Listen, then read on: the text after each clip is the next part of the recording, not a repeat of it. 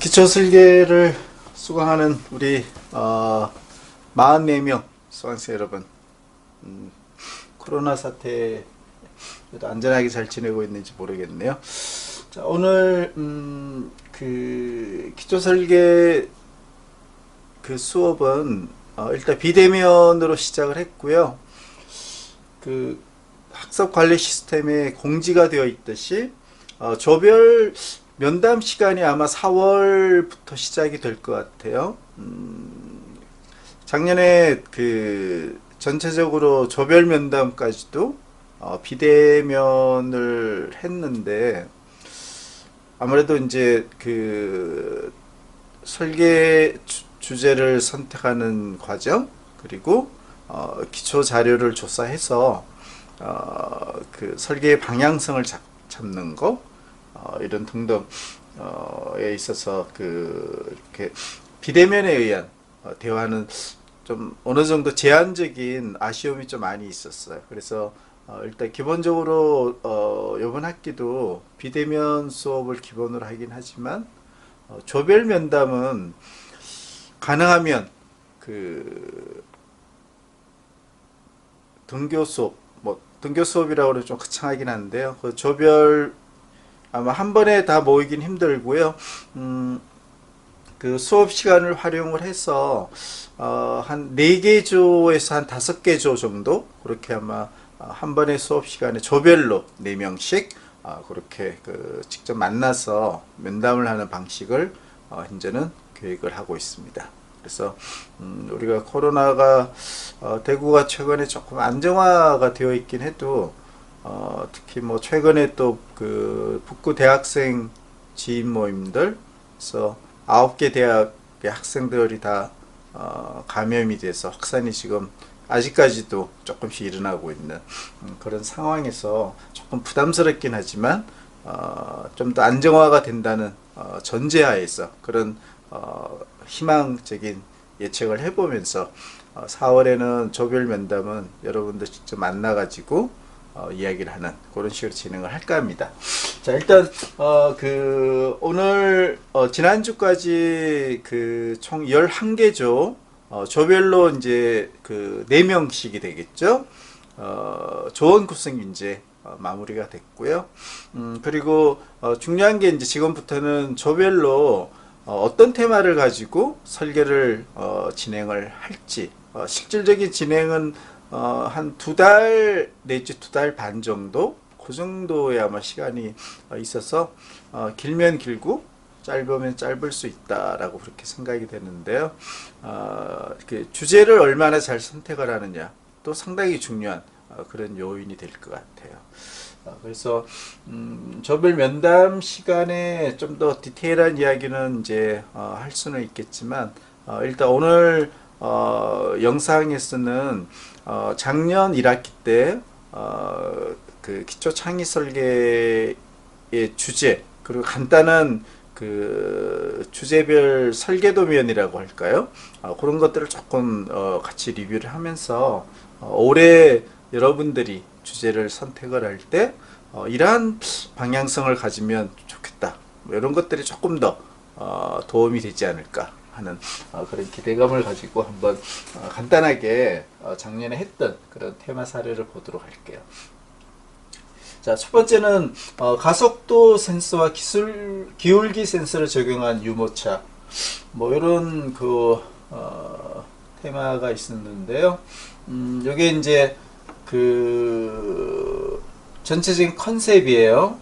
컨셉이고 기울기 센서는 이제 여기 아래쪽에 위치를 하고 있고, 뭐 브레이크는 여기에 있고, 가속도 센서 같은 경우는 이제 여기에 아마 그 위치를 하는 그런 거 있고, 아두이노라는 뭐 그런 이론, 아마 이거는 센스를 통해서 그 속도를 조정하는 그런 기술에 해당되는 아두이노라는 뭐 그런 것을 기반으로 해서 스마트한 그 속도 조절이 가능한 그런 유모차를 설계를 한 그런 사례가 있고요. 자, 이제 그 테마별로 보면 가장 중요한 것이 이제 성능 지표를 어떻게 잡을 것이냐. 적어도 2개 이상. 뭐 너무 많이 잡을 필요는 없겠죠. 성능 지표가 상당히 중요한데 여기는 이제 2개의 성능 지표를 잡았네요. 첫 번째는 기울기를 감지하는 오차가 얼마가 될지. 그래서 목표는 1.15도 이상 기울기 감지의 감지 오차가 2도 이하. 조금 표현이 조금 좀 애매하긴 하네요. 지금 와서 이렇게 보니까. 그리고 기울기 감지 이제 센서가 있어서 아마 이런 지표를 잡은 것 같은데 2도라는 게 보면 2도 이하잖아요. 그 오차이기 때문에 얼마나 감지를 잘 할 것이냐를 실제 시연을 할 수는 없잖아요. 우리는 PPT 상으로 이 설계 도면을 제시하고 각각의 성능 지표를 이러이러한 창의적인 그리고 공학적인 설계 요소를 도입을 하게 되면 이런 성능 지표의 목표가 어느 정도 달성이 되겠다를 공학적으로 이렇게 입증을 해내는 그런 것들이 있기 때문에 오차를 2도씨 이내로 한다. 이거 사실 공학적으로 입증하기가 쉽지가 않아요. 그래서 이런 것들이 이제 조금 너무 어려운 그런 성능 지표를 오차라는 관점에서 잡았다는 뭐 그런 생각이 좀 들고요. 두 번째 성능 지표는 브레이크 속도 제어 능력치 속도 안정화를 3초 이내로 하겠다. 오차 범위를 플러스 마이너스 0.5초, 2.5초에서 3.5초 이내에 속도 안정화를 하겠다. 자, 이건 아마 가속도 센스하고 브레이크 이런 게 아마 같이 맞물려서 그 알고리즘 측면에서 좀 이제 그 입증을 하지 않았을까 그런 기억을 하고 있고요. 역시 이것도 보면 직접 시연이 안 되기 때문에 이렇게 PPT로 이 플러스 마이너스 0.5초에 해당되는 3초 이내를 이렇게 풀어내기가 공학적으로 만만치 않은 그런 성능 지표가 아닐까 하는 판단이 들어요. 자, 이거는 뭐 여러분들이 충분히 잘 할 수 있으면 해도 큰 문제는 없어요. 하지만 기계 그리고 알고리즘 이런 거에 대한 상당히 그 전문성을 요하지 않으면 공학적으로 설명이 명쾌하게 좀 어려운 그런 것들이 있다는 거, 이런 걸 조금 감안을 하면 좋을 것 같아요. 자, 두 번째 소개할 수 있는 테마는 요즘 뭐 미세먼지가 워낙 많다 보니 아마 작년에 수강생들이 그 미세먼지를 어떻게 방충망을 활용을 해서 차단을 할 수 있을까? 스마트 방충망 뭐 이런 개념이 되겠죠. 이거는 최근 몇 년 동안 단골로 등장하는 그런 테마였던 것 같아요. 근데 설계 도면이 보면 뭐 이렇게 디테일성이 좀 떨어지죠, 그죠? 그냥 단순히 이렇게 해서 정기적인 회로 같은 게 있는 것 같고, 방충망의 구조를 그냥 뭐 이렇게 단순하게 XY로만 이렇게 연결돼 이런 모양을 보여주고 있네요. 그래서 설계 도면이 밑쪽에 또 있긴 한데 기존의 방충망보다는 더 가늘게 하겠다. 뭐 정말 단순하죠. 이렇게 단순한 것은 창의성은 떨어진다라고 볼 수밖에 없어요. 자, 그래서 일단 뭐 이런 방충망을 설계를 했는데 두 개의 성능 지표네요. 첫 번째 분진 포집률, 즉 미세먼지 차단율. 목표는 계량적으로 꼭 나와줘야 돼. 60% 이상을 차단을 하겠다라고 했고, 두 번째는 이제 공기 투과도 해서 분당 제곱센티미터당 700cc 이상이 공기가 투과되도록 하겠다. 자, 이렇게 되어 있는데, 요거는 이제 그 방충망 자체가 보면 좀 화학적인 그 분야에 그 속하는 거기 때문에 이런 성능 지표에 대한 그 입증은 화학적인 관점에서 공부를 하고 설계를 하게 되면 좀 전에 봤던 기계나 알고리즘에 관련된 그런 분야보다는 여러분들이 좀 전공성을 조금 더 쉽게 살릴 수 있지 않을까, 그런 장점은 있긴 해요. 장점은 있지만 이 1번과 2번의 성능 지표는 서로 역관계에 있는 거죠. 미세먼지 차단율이 올라간다는 이야기는 공기 투하들은 낮아질 수밖에 없어요. 그렇죠? 그렇다면 미세먼지는 잘 차단을 하고 공기 투하도도 올라갈 수 있는 뭔가 창의적인 기술 이런 것들이 설계에 들어가야 되는데 나도 작년에 했던 보고서를 지금 다시 리마인드를 하지는 않았기 때문에 정확한 최종 결과는 기억이 안 나요. 하지만 좀 전에 이야기했던 두 개의 성능 지표가 서로 그 반비례 관계에 있는 이걸 어떻게 해결할 것이냐 이런 것들을 이제 여러분들이 만약에 올해 이런 똑같은 그런 성능 지표를 만약에 잡게 되면 그런 그 공학적으로 그런 문제점을 잘 해결할 수 있는 창의성을 설계 과정에서 꼭 도출하고 도입을 해줘야 되겠죠. 자, 세 번째 테마도 이제 화학에 관련된 테마가 되겠네요. 김스림, 이제 겨울이 되겠죠. 그리고 스크래치가 들나는 방지 필름을 설계를 했고, 구조적으로 이렇게 이제 설계 도면이 나와 있네요. 그죠? 그래서, 제일 안쪽인 것 같아요. PET 필름이 있고, 전체로 이제 4개의 층으로 되어 있고, 두 번째 층은 접착제가 있는 하이드로겔 필름이 되고요. 접착제로서 역할, 그리고 흠집 방지 역할을 한다는 그런 기능적으로 설명이 되어 있고, 세 번째는 폴리유레탄이네요. 그렇죠? 그 다음에 이제 여기가 가장 상층인 것 같아요. 저 위층은 가소성, 하이드로포빅한 탑 코팅이 되어 있는 투메칠 부탄. 여기 이름이 뭔가 무슨 필름이라는 게 뭐가 좀 빠진 것 같아요. 그렇죠? 그런 일단 4개의 레이어를 갖고 있는 김서림과 흠집 방지를 하는 필름을 설계를 했고요. 자, 성능 지표를 보면 자, 2개를 잡았는데 하나는 응집력이라는 거, 단위는 킬로 F 제곱 센티미터 있어 얼마나 몇 킬로가 되느냐 그래서 0.1를 목표로 했고, 자, 접촉각은 여기에 해당이 되겠죠. 김서림 방지에 해당되는 게 아마 접촉각이 몇 도냐 하는. 그래서 그 친수성과 소수성을 이제 우리가 접촉각을 가지고 많이 평가를 하게 되죠. 그죠? 그래서 이 경우는 김서림이 방지가 되려면 이 필름 위에 공기방울이 상당히 접촉각이 커져야 되겠죠. 그래서 흘러내려야 되는 것이죠. 이게 접촉각이 작아지면 필름이 코팅이 되어버리는 형태가 되니까 김이 썰어지게 되겠죠. 자, 그런 개념이 되는데, 문제는 성능지표 중에서 접촉각은 당연히 성능지표로 들어가야 되는 거 맞아요. 근데 이 흠집 방지에 대한 성능 지표가 되게 좀 모호하죠. 이게 명확하게 잘 반영이 잘 안 된 것 같아요. 그래서 이 기능이 무엇이냐에 따라서 여기에 해당되는 성능 지표가 명확하게 설정이 됐다.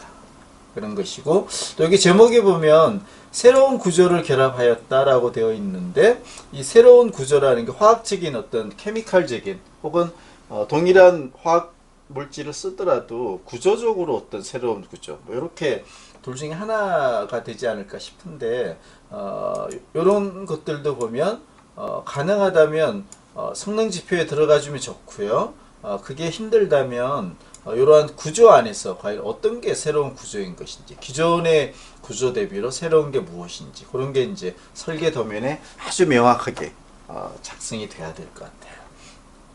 자, 일단 이 테마도 보면 화학에 해당되는 그런 내용이어서 아마 전공에 대한 그 부합도, 물론 우리가 공학 전체를 대상으로 기초 설계를 하고 있지만, 여러분들이 그 전공을 또 무시할 수는 없어요. 그래서 평소에 관심들이 있는 이제 그 조원들의 그 경향성에 따라서, 특성에 따라서 뭐 전자제품이라든지 뭐 에너지 쪽이라든지 그리고 기계 쪽이라든지 뭐 이런 것들을 또 하는 그런 테마가 나올 수가 있어요. 그런데 이제 그런 쪽은 과연 전문성을 어떻게 살려서 짧은 2달 안팎 정도 설계 기간 동안 공학적으로 이 입증을 잘 할 수가 있을지 참 쉽지 않은 그런 분야인 것 같아요. 자, 그 다음에도 요번에 그 화학에 관련된 그런 내용이고, 약간의 보면 그 물리라든지 뭐 그런 것들도 조금 관련이 있는 그런 테마가 되겠네요. 일단 면섬유를 사용을 하고 제올라이트 방막을 형성을 해서 이 마스크니까 마스크를 오래 하면 이제 그 안에 그 습기가 많이 차서 문제가 좀 많이 생기죠. 그래서 에어밸브 기능을 가지도록 한 마스크. 그래서 이 마스크에 아마 단면을 이렇게 표기를 하고 있고, 에어밸브라는 기능을 숨을 마실 때, 내쉴 때 서로 기능이 이제 반대가 되겠죠. 그런 이제 설계도면에 제시가 되어 있고, 성능지표는 이제 세 개를 잡았어요. 하나는 습도에 대한 그 제습성이죠. 40%에서 60%를 유지하겠다. 그 다음에 오염도, 자, 오염도가 뭐에 대한 오염도인지 아마 그 바이러스나 세균이나 이런 거에 해당되는 오염도 같은 조금 모호하긴 해요. 1시간 착용 후에 100 이하가 되어야 된다.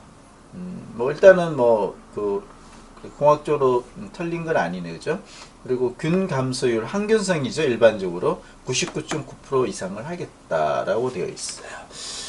자, 이 성능 지표는 이렇게 중요한 것들이 마스크의 특성을 상당 부분 제습에 대한 특성이잖아요. 요거를 잘 반영을 하고 있어요. 그리고 계량적인 수치도 적정해 보이고, 단지 면섬유의 제올라이트 방막에 의해서 이제 에어밸브의 어떤 특성이 나타난다라고 했는데, 이거하고 오염도와 균 감소율이 어떻게 연관이 되는 것인지, 그런 것들이 아마 이 본 설계에서는 있을 수도 있어요. 지금 여기는 그냥 제목, 설계도면, 성능지표 이렇게 중요한 것들만 지금 보여줘서 그런데, 그런 것들이 잘 반영이 되어서 이러한 세 개의 성능지표를 어떠한 구조를 통하고 또 제올라이트를 어떤 식으로 형성하게 되면 이게 성능 목표를 달성을 할 수가 있다는 그런 설계가 최종 산출로 나오시면 좋겠죠. 자, 이거 이제 다섯 번째는 첫 번째 했던 기울기 센스, 두 개의 센스가 있죠. 가속 센스였나요? 그거랑 유모차를 만드는 설계를 하는 것은 동일해요. 작년에 그 수강생들이 아마 유모차에 좀 관심이 많은 학생이 좀 있었다라고 볼 수가 있는데, 이번에는 이제 유모차가 기울기에 따라서 땅이 이제 기울기가 심할 때, 그때 유모차가 흔들려 버리면 아기가 힘들어지겠죠. 그래서 아마 밑에 기울기, 땅의 기울기가 어느 정도 있어도 여기에 아기가 앉아 있는 여기에 대한 기울기는 자동적으로 이렇게 일정하게 유지될 수 있도록 자동 평형 기반을 한 스마트한 유모차, 이런 설계가 되겠네요, 그렇죠? 해서 뭐 높이는 60cm고 바퀴는 뒤에는 29cm. 요게 이제 그 자석이 있다라고 해요. 자석이 아마 스마트하게 이렇게 센싱을 하는 그 리스폰스를 하는 게 되겠죠. 그다음 시트가 있고 제동에 도움이 돼 충격 완화 장치를 여기 넣는다고 했고, 뭐 사이즈, 시트 사이즈도 이렇게 이야기를 했고, 추가 이렇게 있고, 그다음에 반구형 시트 받침이 뭐 위아래 추가 위아래인가요? 뭐 이건 나도 기억이 안 나고, 자, 이런 유모차를 통해서 성능 지표가 이제 세 개가 도출이 되어 있고, 첫 번째는 수평 유지가 가능한 경사로의 기울기를 20도까지를 하겠다. 정말 제목에 상당히 부합되죠, 그죠? 그다음에 두 번째 성능 지표는 수평 유지가 가능한 요철의 높이를 3cm 까지 할 수 있겠다. 4cm가 되면 이제 좀 평행을 유지하기 힘들다, 이런 이야기가 되죠. 그다음에 수평 유지가 가능한 자석의 면적은 이렇게 하겠다. 근데 이거는 뭐 사실 1, 2번은 이제 그 자동 평형에 해당되는 기능에 해당되는 그런 지표로서 적절한데 3번은 사실 성능 지표라고 보기에는 조금 어려워요. 왜? 이 자석의 면적은 그냥 요거 같은데 이거는 그냥 있는 자석을 가지고 쓰는 거니까 굳이 뭐 183.96짜리를 이 자석을 새롭게 설계하는 건 아닐 거 아니죠.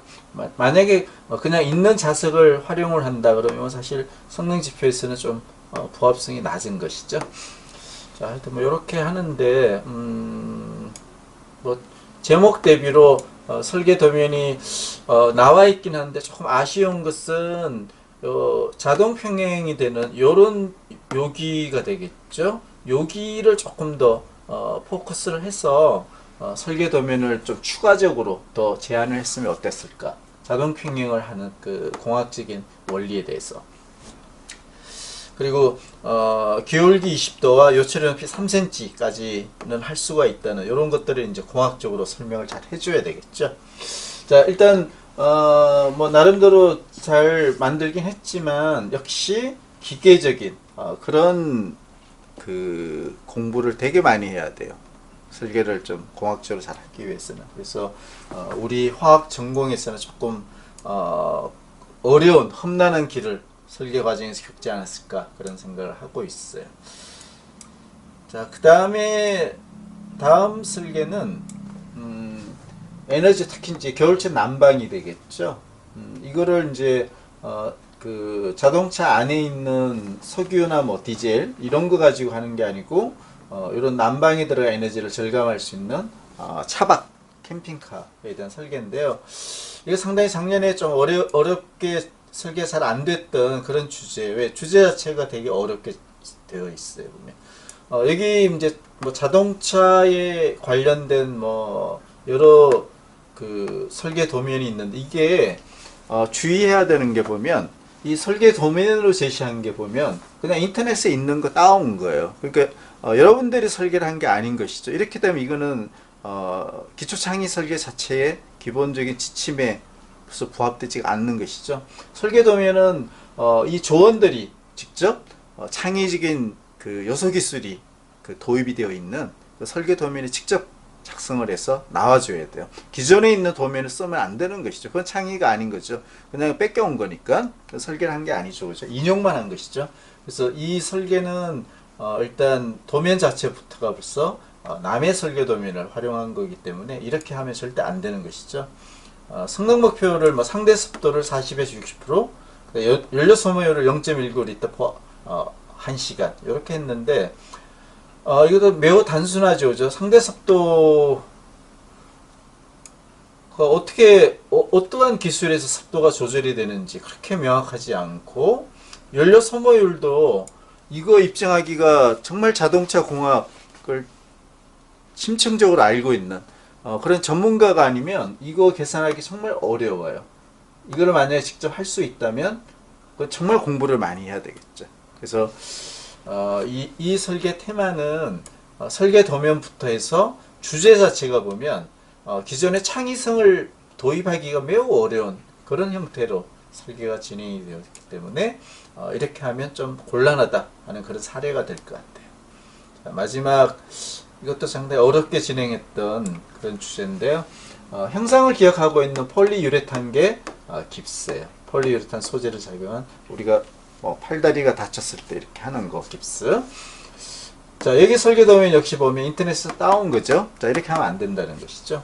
그리고 뭐 폴리우레탄 구조가 나와 있지만 이거는 그냥 일반적으로 다 연구가 되어 있는 남들이 이미 연구한 그런 거기 때문에 참고 자료로만 활용할 수밖에 없고 이런 거에서 우리 이 설계에서 형상 기억을 위한 소재로서 어떤 화학적인 구조가 새롭게 도입이 되었는지 이런 것들이 핵심적으로 나와줘야 그게 창의 설계가 되는 것이죠. 그죠?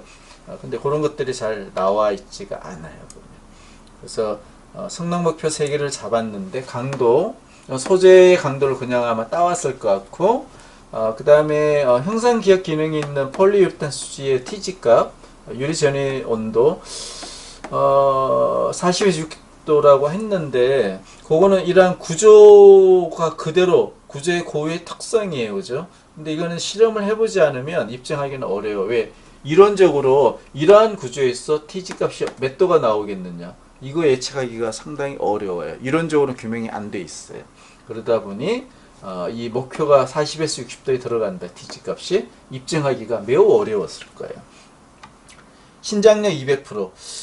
이거 쉽지 않은 거죠. 이런 구조에서 신장력이 200%가 나오겠어요? 이렇게 단단한 이 깁스가. 그쵸? 이건 단단하죠. 이걸 어떻게 신장을 200% 하겠어요?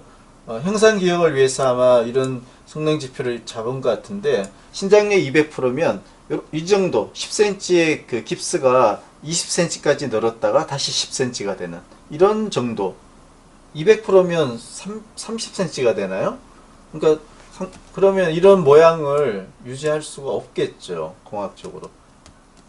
그래서 여기 화학을 기반으로 한 설계라는 측면에서는 상당히 바람직하지만, 설계 도면도 모호하고 폴리유레탄의 차별성, 기능, 창의성 이런 것도 잘 안 보이고, 그리고 성능 목표에 대한 신뢰성도 매우 좀 떨어지는 그런 아쉬운 역시 그런 테마였다라고 볼 수가 있어요.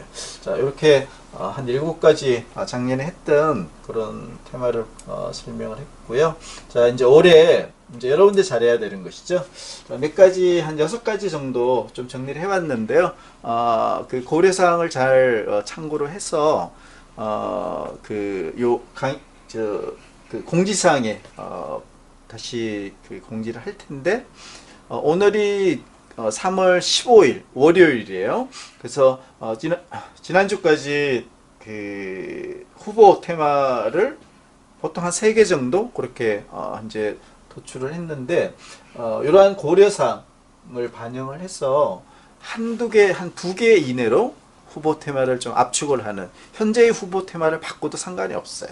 그렇게 해서 한 개 내지 2개 정도의 후보 테마를 이번 주 동안 조원들이 비대면으로 안전하게 생활 방역을 지키면서 해서 이메일로 좀 함축이 되어 있는 후보 테마를 좀 피드백을 해주는 그런 일정이 이번 주 일정이에요. 자, 그렇게 이제 한 개 내지 2개의 후보 테마를 조금 더 선택적으로 가기 위해서 일단 몇 가지 고려사항이 있어요. 뭐 더 있을 수는 있겠죠. 일단 뭐 가장 중요한 것들 6개를 생각을 해봤는데, 자, 이건 뭐 당연한 거죠. 공학을 기반으로 하는 테마. 그리고 1번과 3번을 같이 묶어서 보는 게 좋을 것 같아요. 공학을 기반으로 하는 거기 때문에 기계, 전자, 뭐 물리, 화학, 생물, 바이오 등등 뭐 상관이 없어요. 하지만 여러분들이 그 설계의 그 충실도, 그리고 창의성을 도입하는 요소기술 설계, 성능 지표에 대한 그 검증, 이런 것들은 매우 전문적인 그런 내용들을 공부를 해줘야 돼요. 그러다 보니 우리 과 전공은 화학이죠, 그죠? 그래서 멀어지면 멀어질수록 상당히 여러분들은 공부하기가 어렵고, 그리고 그 창의성 자체도 매우 어려워지겠죠. 자, 그러다 보니 공학 기반으로 하는 어떤 테마여도 상관은 없지만, 그래도 화학에 좀 관련된 그런 테마가 바람직하다라고 그렇게 설명을 하고 싶네요. 그 다음에 이제 중요한 것이, 보면 그 후보 테마가 결정이 되면 기존에 있는 기술이나 제품, 이런 것들은 이제 여러분들이 자료를 조사를 하게 되겠죠. 이제 3월 중하순이 될 텐데, 그런 그 기존의 기술이나 제품 대비로 여러분들이 어떠한 창의적인 요소 기술을 부여할 수 있을까? 이런 것들이 부여하기가 되게 어려운 그런 주제를 잡아버리면 설계가 참 어려워져요. 자, 그래서 일단 후보니까 적어도 복수의 후보 테마가 있고, 자료 조사를 해보면 이런 쪽의 창의성을 요소 설계에서 할 수가 있겠다, 유리하겠다, 그런 테마를 잡으면 좋다는 거죠. 자, 4번째는 이제 그런 후보 테마가 좀 함축이 되게 되면 적어도 2개, 보통 보면 좀 전에 설명을 했지만 한 3개 정도 그렇게 성능 지표를 잡는 것 같아요. 그래서 그 뭐 5개 이내의 성능 지표 혹은 성능 목표를 명확하게 설정이 가능한지, 그 테마가 그런 게 어렵다면 그 설계 테마로서 상당히 부합도는 낮을 수밖에 없겠죠. 그리고 이렇게 잡혀진 그 계량적인 성능 목표를 달성하는 그러니까 시연이 안 되니까 이론적으로 설명을 해줘야 되는 것이죠. 공학적으로 과연 입증이 얼마나 용이한 것인지, 이게 공학적으로 설명하기가 어려워지면 공학적인 요소로서 만족 그 충실도는 떨어질 수밖에 없는 것이죠. 자, 그래서 단순히 뭐 화학에 좀 가까운 테마가 좋고 창의성이 있으면 좋지만 성능 지표를 명확하게 잘 잡을 수도 있어야겠다는 것이죠. 그리고 뭐 5번도 이제 4번과 관련된 것이에요. 각 성능 지표를 실현하기 위한 요소 설계가 공학적이고 창의성이 있겠느냐, 그런 것들이 꼭 고려가 돼야 되겠죠. 그리고 이제 이런 성능 지표와 더불어 설계 대상 제품을 이제 앞에도 설명을 했지만 한글 혹은 워드 파일로 이제 보고서를 내게 될 텐데요. 명확하고 좀 구체적으로 그렇게 낼 수 있는 그런 테마를 잡아주는 게 여러분들에게 유리한, 그리고 공학기초 창의 설계에 좀 더 부합된 그런 테마가 되겠다 하는 그런 고려 사항을 오늘은 이제 이야기를 하고요. 자, 공지 사항에 별도로 이제 내용을 올리도록 할게요. 이번 주 여러분들은 후보 테마를 한 2개 정도, 서너 개 이렇게 너무 많이 잡게 되면 여러분들 공부해야 되는 범위가 너무 넓어져요. 지금 이번 주부터 보면 기초자료 조사를 거의 3월 말까지, 이번 주 다음 주 적어도 2주 정도 기초자료를 여러분들 공부를 해야 되는데 너무 많은 후보 테마를 가지고 하게 되면 상당히 어려워지고, 그리고 질적 수준에서 충실도는 낮아질 수밖에 없는 것이죠. 그래서 그 공지사항에 올라가는 내용을 참고로 해서 한두 개 정도의 후보 테마를 좀 이러한 고려사항이 잘 부합이 되도록 잘 잡아주고, 그리고 4월에 예상이 되겠지만 4월에 조별 면담을 통해서 여러분들 생각하고 있는 후보 한두 개의 테마가 얼마나 장단점이 있을 것인지, 그런 거는 이제 같이 나오고 디스커션을 해서 좀 더 보완을 하는 그런 식으로 진행을 하도록 할게요. 자, 오늘 강의 영상이 테마를 선정하는데 도움이 되면 좋을 것 같아요. 자, 오늘 참고사항을 여기까지 하도록 하겠습니다. 수고했습니다.